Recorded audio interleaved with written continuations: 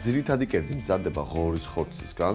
მართალი გითხრათ, ცოტა ისეთი უცნაური კომბინაცია არის, თუმცა ახალია და მე მგონი ძალიან გემრიელიც გამოვა. ღორის ხორცს უკეთებ კაკლის მურაბას. ხო, ძალიან საინტერესოა. ეს კაკლის მურაბაც ის ხორციანი ეს არის მურაბა არის. დაიჭრება და შევაზავებ ღორის ხორცთან. მზადდება ძალიან მარტივად, თუმცა ბევრი ინგრედიენტები აქვს. სოიო соуსი, სესამის ზეთი, წითელი წიწაკა, ჯინჯერის ფხვნილი და ესეთი გემრიელი ფისტაში. მზადდება ძალიან მარტივად, ღორის ხორცი უნდა დავჭრა, დავამუშაო, ასე ვთქვათ. წლებისგან დავასუფთავებ. ეს არის ღორის რბილი, ნეკნებთან რაც არის. თან ცოტა ცხიმიანიც იქნება, იმიტომ რომ ეს ცხიმის ფენაც გემრიელად აქვს ხორცს. ეს კაკლის კომბინაცია გადავწყვიტეთ, რომ ზუსტადაც აზიურ სტილში გადაგვეკეთებინა, რადგანაც ძალიან ხშირად არის ხოლმე ევროპულ სამზარეულოში მურაბა და ღორის ხორცი, ან ნებისმიერ ტკბილი ხილი და ღორის ხორცი. მაგრამ ფიქრობ, რომ აზიური სუნელებით და აზიური გემოებით კიდევ უფრო საინტერესო და დახვეწილი გემო ექნება. აი ესე ჩვეულებრივად ღორის ხორცს კუბებად დავჭრით, დიდ კუბებად. ამასობაში მე ტაფას გავაცხელებ, ცეცხლს ავანთებ, ზეთს დავასხავ, დაახლოებით 30 მილილიტრი. მეც უკვე შემიძლია პრინციპში მოვხარშო აქ გარნირი, რომელსაც ვამზადებთ, ეს არის კვერცხის ლაფშა, ძირითადად მისი ბაზა არის კვერცხის გული. ძალიან სწრაფად მზადდება, უბრალოდ უნდა მოვხარშოთ და შევაზავებ ძალიან მსუბუქად სეზამის ზეთთან და მწვანე ხახვთან ერთად.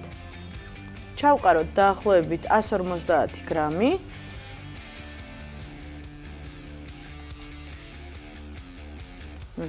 მეტი არ არის საჭირო, გავშალოთ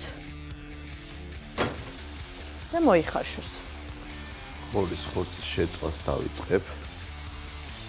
მარილს ახლა არ გავუკეთებ, იმიტომ რომ სოიო соуსი ექნება. სანამ ეს იწვება, მე უკვე შემიძლია კაკლის მურაბა, ასე შუაზე გავჭრა დანით. დამჭირდება დაახლოებით 3-4 კაკალი. ხორცი უნდა მოიბრაწოს 2-3 წუთის განმავლობაში, როგორც კი ფერს ოდნავ შეიცვლის და გახდება მოყავისფრო, ანუ მოოქროსფრო, უფრო სწორად შეგვიძლია უკვე კაკლის მურაბა თავის კაკლებთან ერთად მოვასხათ და უკვე შევაზავოთ. ეს კვერცხის ლაფშა უკვე მზად არის, გადავწურავ, გადმოვიტანოთ ცალკე ჯამში სეზამის ზეთის და დამჭირდება ასევე სულ ცოტა ლიმონის წვენი. აი ესე დაახლოებით მე-4 ლიმნის. მწვანე ხახვი დავჭრათ. ღორის ხორცის უკვე შთითქმის შეიძლება კიდევ 1-2 წუთი შეიძლება. გარნირი მზად არის. ამოურიოთ. კვეთრის სეზამის ზეთის არომატი აქვს. ბევრ მარილს საერთოდ არ დავუმატებ, რადგან საკმაოდ მარილიანი იქნება თვითონ ეს ღორის ხორცის соусიანად. მოვასხათ კაკლის მურაბის წვენი და კაკალის მოვაყაროთ. გემოები რო გაეჟღინთოს ერთად.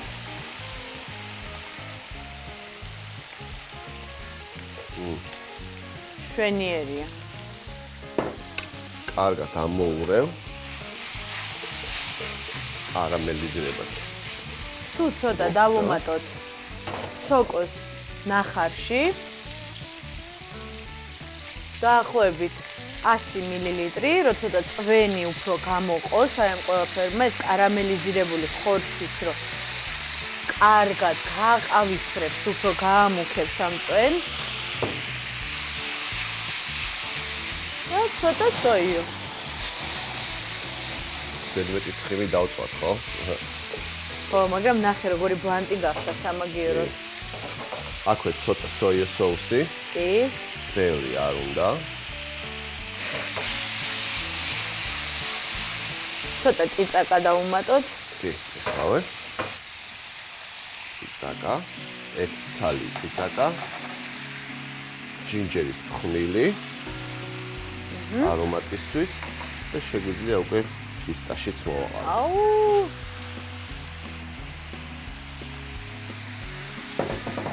აი ძალიან მაგარი კერძი. მოვბრაწყავ დაახლოებით 2-3 წუთის განმავლობაში კიდევ. ლამაზ ესეთი მოწითალო ვარდისფერს მიიღებს. უკვე მზად არის, შეგვიძლია დავიწყოთ აწყობა. კი. პატარა ბალიში გავუკეთოთ, რომ უფრო ნოყიერი გამოვიდეს თვითონ კერძი. კაკალი. თქმა უნდა, ღორის ხორცი. უფრო მეტი კაკალი. განსხვავებული არომატი აქვს. ხო, სხვანაირია რა, ანუ წიწაკა. რა თქმა უნდა, წიწაკის გარეშე. შეიძლება. წვენია, ვცლებად. ეს გემრიელი აქვს, სწორედ რომ წვენია.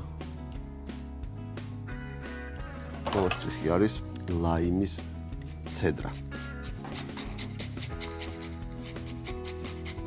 რაღაც ჯანსაღს და აუ, რა არომატი აქვს. ძალიან მაგარი. აჰა, მზად არის. ძალიან მაინტერესებს აი ეს კაკლის გემო. როგორ იქნება? აი ამ აზიურ გემოებთან ერთად. ცოტა ვერმიშელი.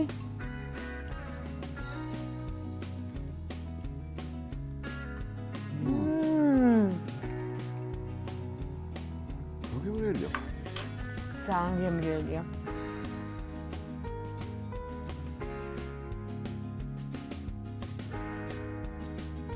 ღორის რბილი კაკლის მურაბით. გვჭირდება ღორის რბილი 500 გრამი. კვერცხის ლაფშა 150 გრამი, კაკლის მურაბა 50 გრამი, ჯინჯერის ფხვნილი 10 გრამი, ნახევარი ლიმონი, ბოსტნეულის ნახარში 100 მილილიტრი, 1 ცალი წითელი წიწაკა და მწვანე ხახვი 5 გრამი.